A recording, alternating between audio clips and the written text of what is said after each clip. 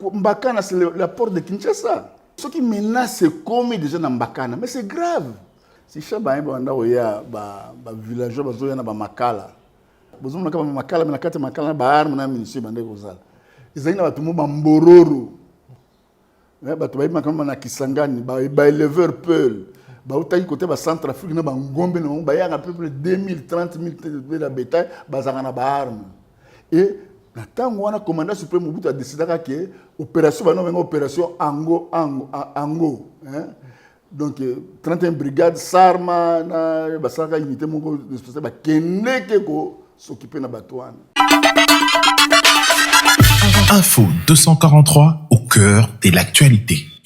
En direct de la République démocratique du Congo, mesdames et messieurs, bonjour et bienvenue. Dans cette nouvelle édition, nous traitons des questions d'actualité. Mais aujourd'hui, nous allons revenir sur toutes les questions ayant trait à la dernière actualité, donc le sommet à Windhoek. Mesdames et messieurs, les autres na capitaine Bosenge, ex-capitaine ya armée zaïroise, Naïleto Komeka Kosembola.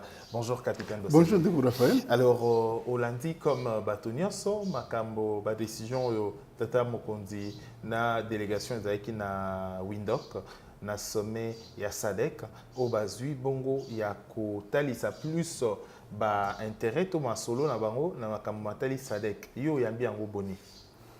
Na moni za malamu, balelekaki na lobai que ceux qui osent na voisin, ceux qui alingaka yote, ceux likambo ezali akokosana kelala ki pongi ayebaki te. So moni bu likambo na butu voisin bimimbango ye, c'est que azaka même na bolingo na yo. Ceux qui ba ndeko ba kondi ba responsable ya SADC ba komaki na niveau na ki ba répondre positivement na ba sollicitation ba autorité na biso.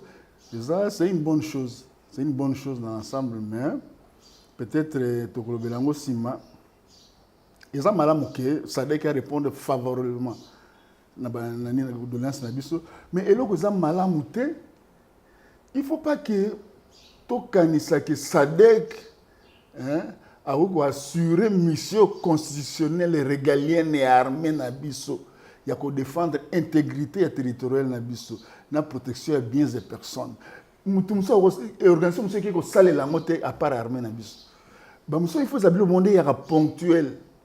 Mais na moni ne to comme okende neti na moya lelo boto za na esengo ke biso armée na biso e vanda bango basa la biso musala na. Est-ce que la SADC a vocation ya ko mais ezali armée na biso ko sala ko vanda te pour armée na biso nde ba na première ligne mais bango roya en a puis il y a armée na biso. J'espère que za bongo mais toloba ki ndenge mo wana pona yasse toloba ka peu près bongo et comme puisque tel que moi je comprends il s'agit d'une force d'interposition. Parce qu'au niveau des Nations Unies, de l'OIA, ça dit qu'il y a les mécanismes de COPEX, coopération.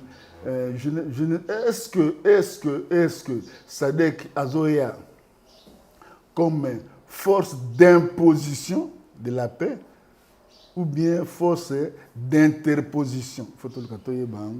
Mais moi, je pense qu'il y a beaucoup de chances que ça la force d'interposition. Okay. Et c'est une mission qui a interposition avant ça kimia. Tango biso to benga ka bango na makanisi na biso to lobaki ba ye apo ba ça biso to bundisa. Mais na noti ko ba na niveau organisation de l'unité africaine, de l'Union africaine, il y a la gradation dans l'emploi des moyens. Bako ya mbala mo boete ba na ko bunda ne loko na ba ko sana no force d'interposition, ba ça la dialogue, ba ça nini bakene na bango na ndenge moko ya malembe quoi. Je peux me tromper na ko miko ça, mais je ne vois pas comment ça riga ko ya na force que comme na es ba bandi ko bundisa M23 na ndimi pendant na 160. Mais traque ya ba terroriste c'est Salima déjà na SADC na 2000 je crois 4 au Mamadou Ndala à Longaki. Pas seulement 2004 mais SADC a sali sa bisout. Bongo nani rébellion ya RCD Goma. Nana frenaka yango. Ba Zimbabwe, ba Namibien, ba frenaka yango no ba ko ba n'importe Kinshasa non. SADC sa sali sa biso yango, sa sali sa biso. Sa sali sa biso na yango, sa sali sa biso yango. Donc, c'est pas exclu, hein, je ne... Mais au moins, il n'est pas ce que tu as la pression. Non, il faut armer la vision. Non, ils ont ma bête, ils ont ma lame. Mais ils ont ma bête, tout comme ils sont énorme. On m'a dit puisqu'en principe, aujourd'hui, le débat là, il devait rester en actualité. Pourquoi il faut tout commenter toujours na mieux ça de katini mtu akotinda bataillon moko. Na loba ngomba le kaki. Tango ba Rwanda ba yaka na demi ba yaka na bataillon moko. Tango ba Uganda ba yaka na bataillon moko. Ba Kenya ba yaka na Angola. Au total même ça okebite ça qui pas na bataillon moko. La question que moi je me pose mon cher Raphaël, avec beaucoup de douleur, na pas simi na motema. Est-ce que gouvernement na biso avec armée autour de 200 et quelques millions, on n'est pas en mesure de constituer une unité d'élite. Il y a 3 bataillons de sens que tous les sur un bataillon besoin bataillon de Kenya, tous les sur un bataillon besoin de Sadek, tous les sur un besoin bataillon de Ouganda. Et là on est les Zangi. Mais au-delà du bataillon, ils allaient payer dans Mindou qui va munitions. Donc il va rappeler dans matériel sophistiqué. C'est ce que je dis, mais quand on dit bataillon, il y a la technique, il y a des terroristes et tout le monde. Et là on sont un homme de Konanga, Tozana Makoki.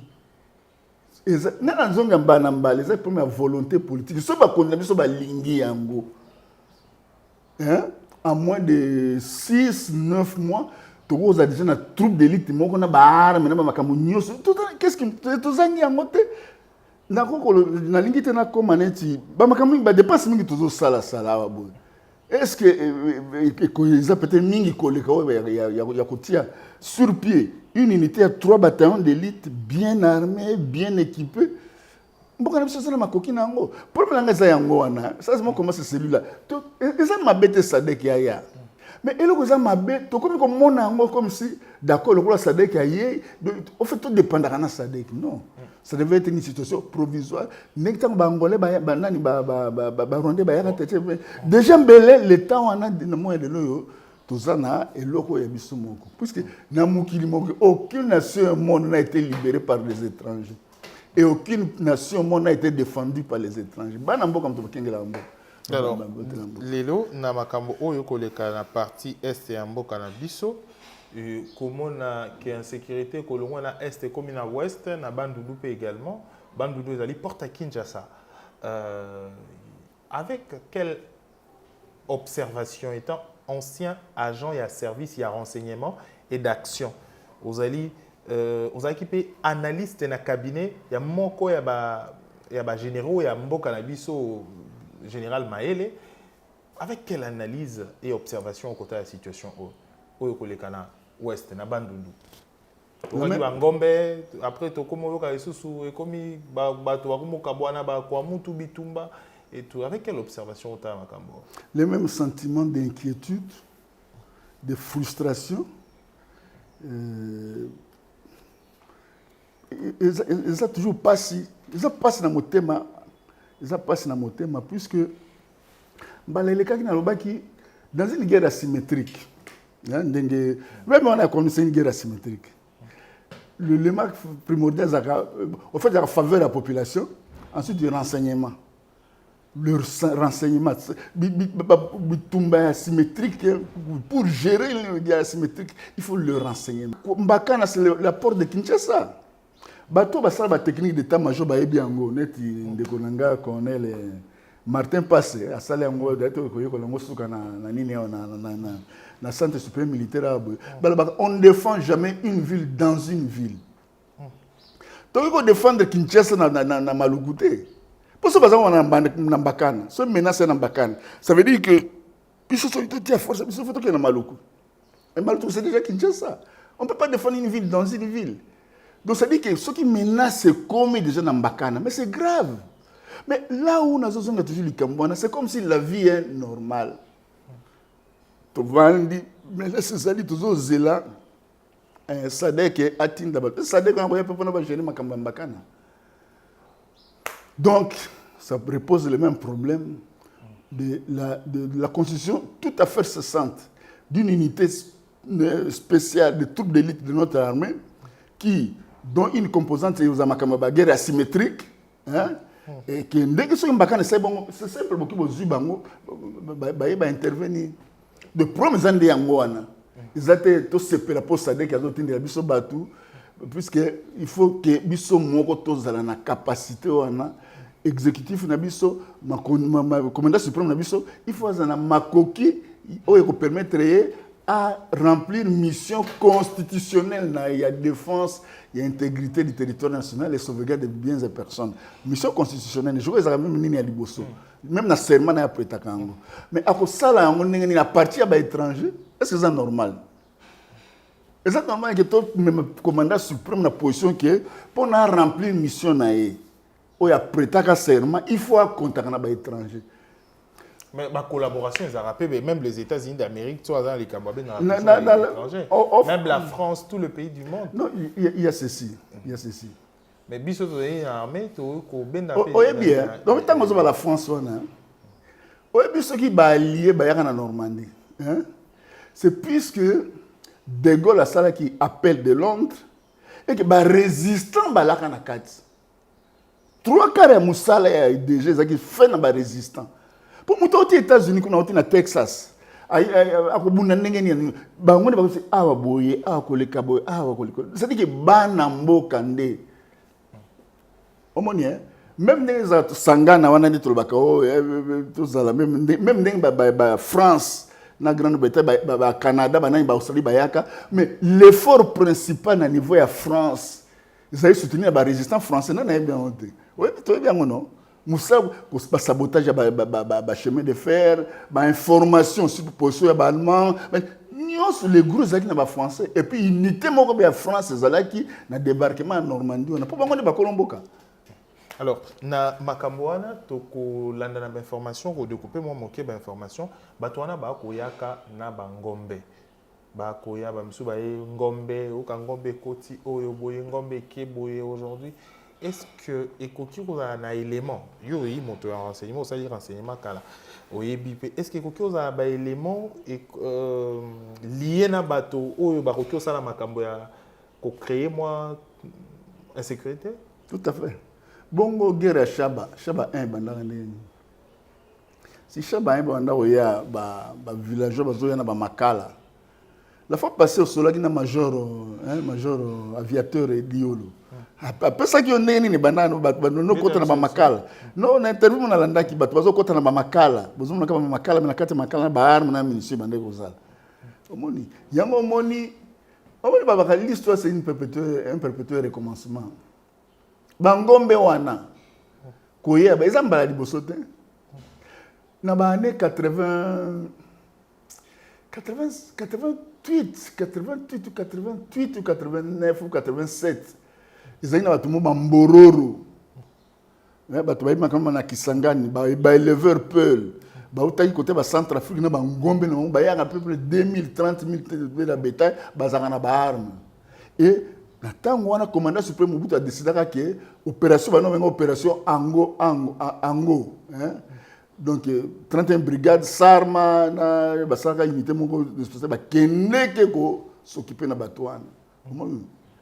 Ba benga ki ba paena nte puisque unité de troupes d'élite zalaki wana ba keneke et le kana mais comment na gravité mais ba yaka mboro on se koton ba yaka objectif on zara nini tamba e bon mais tant ba to ko na ba arme boko na mboka ba pae objectif na bino nini ba mboro on ba arme ils sont armés ba rwandais non, le banc baza Peul, bato ya baza ba Tchadien, ba Soudanais, bato ya Sahel.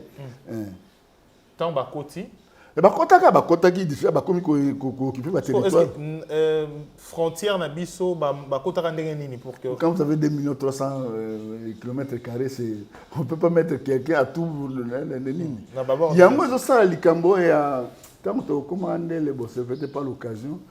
Quand on a vu la restructuration, il y a puissance militaire dans Bisso. Actuellement, avec l'évolution de la technologie de défense, il y a moyen, il y a pour ça la surveillance numérique à frontière, qui n'a tant moins les arènes dans le mois passé. Qui beaucoup tient moko aborité, mais la moyen l'élo, beaucoup zalana écran moko ezo l'axabino à tout moment. Pour ça il y a nini il y a battre la frontière.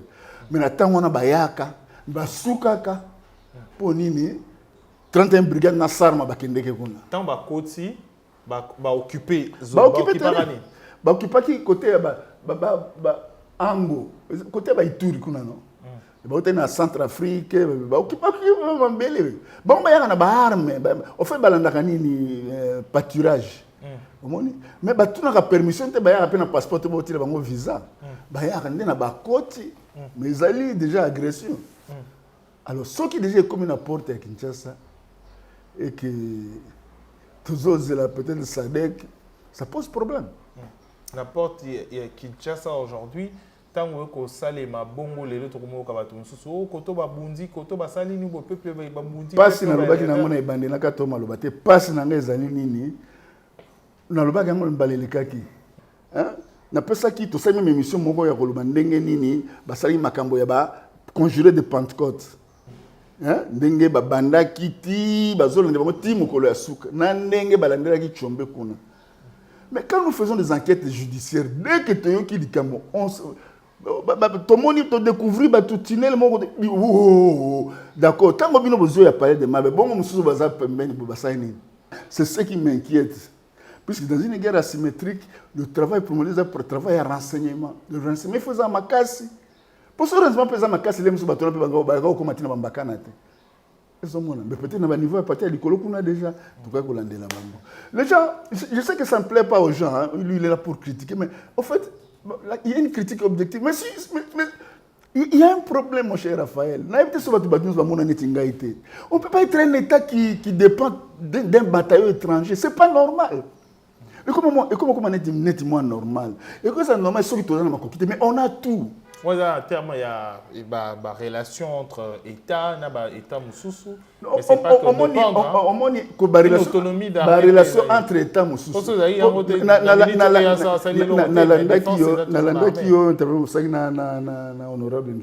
Sur intervention, par exemple, les États-Unis. Hein? Les États-Unis. Ceux qui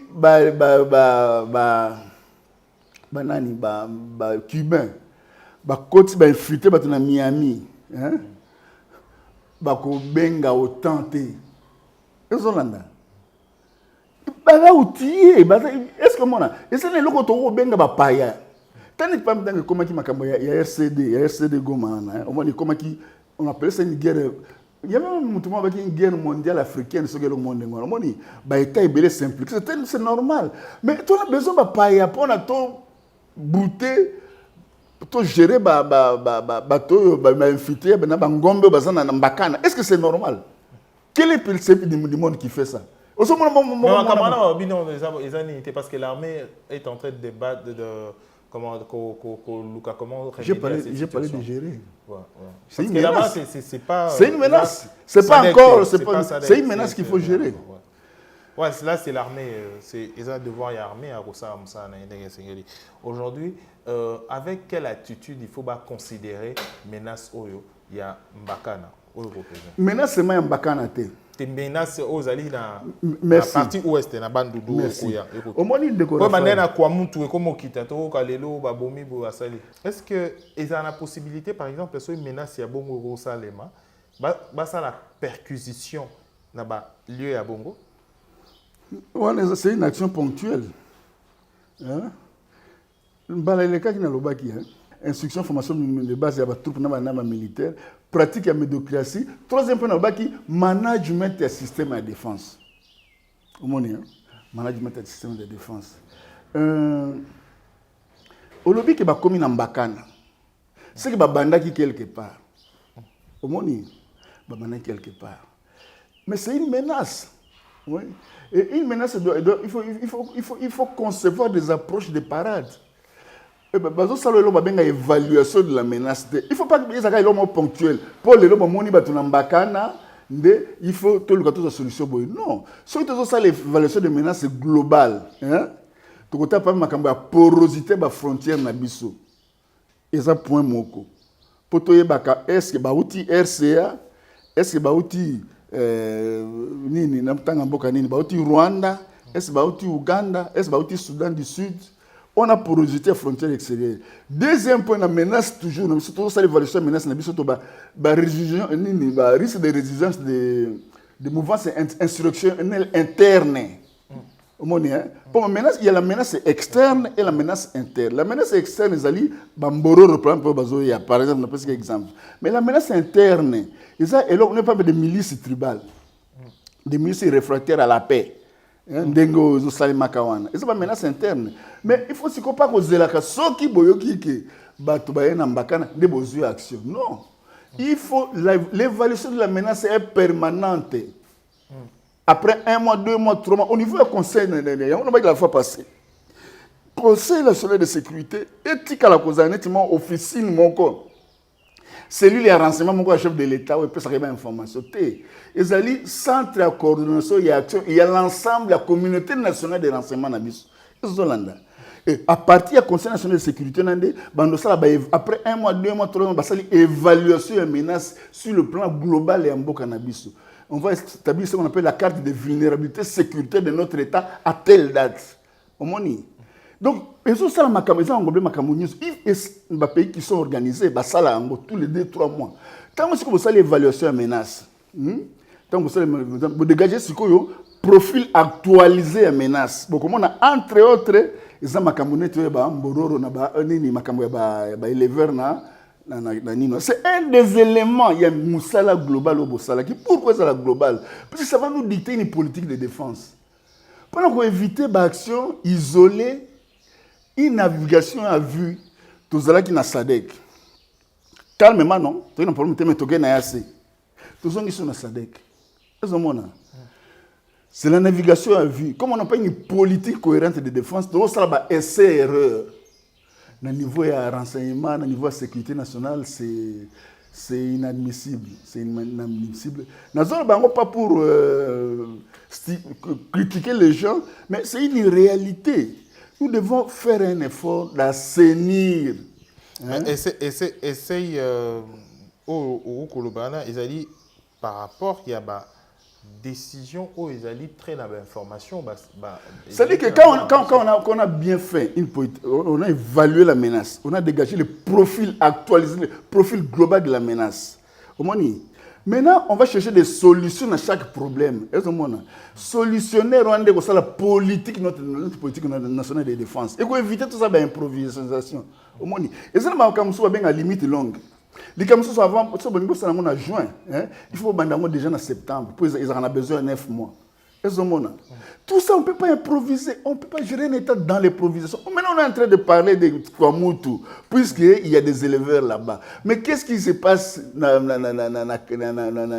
aujourd'hui? Qu'est-ce qui se passe, par exemple, dans Mboka Moussous? Ponctuellement, il y a Kwamutu. L'objet, Moussous, c'est pas Bima. Donc, ce n'est pas ça la gestion d'un État.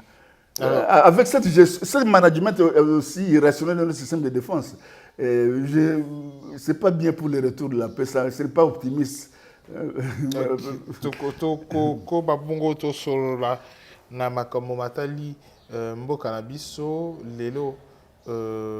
Décision aux alliés également dirigeants la biso. Aujourd'hui, est-ce qu'il faudra que la dialogue national, il y a cohésion entre les peuples parce que tout le monde a peuple entre bango comme mingi na ituri peuple comment ethnie na ethnie ba ko bunda tokotala isusu na Kisangani lelo ekoti na Bandundu pe également il faudra que mona ko sala nani moko dialogue moko ya cohésion nationale pour na ba peuple ou ba ko bazali plutôt ma population, peuple mais ma population, excusez-moi, Dieu merci, je crois au Samsa Nao, ma population pour créer cohésion mon peuple. Bon, la fois passée dans le Baki, na chasseur na Équateur, tant on va kendeke, babuka kabanzete, bazwa kabaposition ya mai, ezota na gauche, poni mukolo ko zonga, soki abungi. Ce qui a bungi, à Kolukanini et Fornane a retrouvé trace. Ce que ça a retrouvé la trace, et bien, c'est quoi au Kende. Au moins, question de tout le monde, Moutoumon va savoir déjà solution. Dans 65, tant que vous avez un pouvoir, il y avait encore les Kassaïens, il y a Kananga, Nabao Yambujimai et Simbarate. Baluba kuna, baluba kati, oya boye, na baboye. Est-ce que partout, non? Na 65. Mais na 66, ça sali une année à trouver solution na yango. Mais c'est une jurisprudence de drone bolobaka. C'est une recette. Mais pourquoi, au lieu de me poser les 1001 questions, mais pourquoi ne pas prendre cette recette-là? Est-ce que la recette, on est là qu'il y a dialogue? C'est là où je voulais en venir par rapport à votre question. Est-ce que Mobutu a ça le dialogue en 66? Vous voyez? Ça, c'est le dialogue en 66. À ça, là, qui restauration de l'État, leadership. En tant que chef de l'État, en tant que commandant suprême, à imprimer le leadership au niveau exécutif, ça là, restauration de la concorde intercommunautaire dans les anciennes zones de conflit. Dans l'Équateur, il y a qui litokona baoyo. Na Kasai kamu na Sampu. Na Bakongo bundu dia Congo. Na Katanga Katanga. D'une façon globale, il ne faut pas chercher seulement pour les lois à Kouamoutou, beaucoup de solutions les lois à Kouamoutou, lobby, Oyekobima. Ce n'est pas comme ça qu'on gère un État. Faisons une solution globale. Le management de notre système de défense pose un problème. On devait procéder à la menace. On a établi la carte de vulnérabilité sécuritaire de toute la République au 15 mai. Est-ce que à l'Équateur? C'est aussi c'est ça le travail de renseignement à CNS. Azo pesa ba assignation na ba frontalier na ba euro ya ba anere ya kati kuna boni lelo na moya lelo makambo ba nyele na banani kuna ba boyoka na bango za ndenge nini bazo note yango na Ituri kuna ba yema na ba lendo za ndenge nini ezomona nyonso na ba vandeli yango bazui solution moko globale de bazui politique et ça c'est moment là qu'il y a des remaniements. Alors quand il y a des remaniements ce n'est pas pour le remaniement ne serve pas à intégrer les gens, à donner du travail aux gens, non. Le remaniement sert à modifier la politique. C'est-à-dire que la politique est échouée et qu'il y a un ministre qui a échoué. Vous savez l'évaluation de la cause de l'échec. Vous dégagez ce qu'il y a la solution est malade. Qui a le profil pour faire le ministre et le Kowana? Et ça, c'est que Jean, Raphaël Ali. Bon, d'accord, Raphaël Akuzalawa. On ne cherche pas d'abord Raphaël. On cherche quel est le problème à régler. Le problème à régler, c'est Oyo. Mais parmi les candidats, qui a le profil à le Lokoana? Donc, c'est un peu ça. Ça doit être global. Ça ne doit pas être seulement.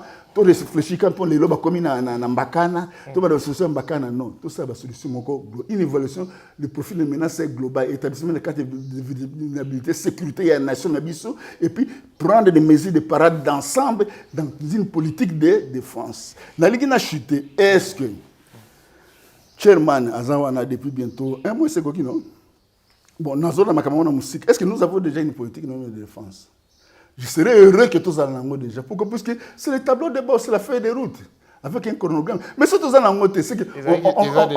Voilà, ils allaient déjà d'accord. Pour ceux qui ont ça, c'est navigation à vue, et c'est erreur. Alors, les lots, loi à réserve d'armée de défense. Personnellement, ça c'est mon domaine. Au moins, il faut passer que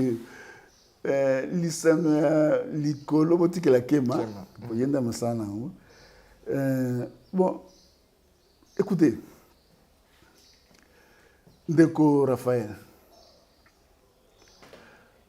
on a frigo, non? Congélateur, non? Au bon barabilo ko l'air. Ce qui bolé etikali. Ne boki au bon bat. Hein? C'est pas ça. Mais une réserve veut dire quoi? Ça veut dire que c'est l'extra. Nous avons ça. Est-ce que vous voyez? Mais comme on ne peut pas contenir tout le monde, réserve. C'est pas ça. Mais nous, on a un problème de restructurer notre armée. Nous ne l'avons pas encore résolu. Il faut passer, on n'a même pas fait la réforme du secteur de sécurité. Mais on est déjà en train de constituer la réserve. Et c'est normal. Réserve, on est allé au Beng, ça appelle Tenabato, au Bazar qui victime. Il y a plusieurs frustrations au Batumsous Batinda Baron, par exemple, la retraite. Enveloppe. Ça n'enlève rien à l'actualité de ma question. Ma question, aussi c'est ma question. Et c'est la priorité. Et c'est la priorité aujourd'hui, c'est de trouver du travail à Bosengue. C'est ça vraiment la priorité. Non, ce n'est pas du travail, c'est appel. Bon, recaser Bosengue à Zonga armée, c'est ça la priorité. Comme en France, pays, la priorité d'abord, c'est de constituer 3 bataillons d'élite. On ne peut pas déjà penser à la réserve quand on a une armée qui pose problème. La réserve, c'est quoi? Léopard, Banda Bola City 11. Mais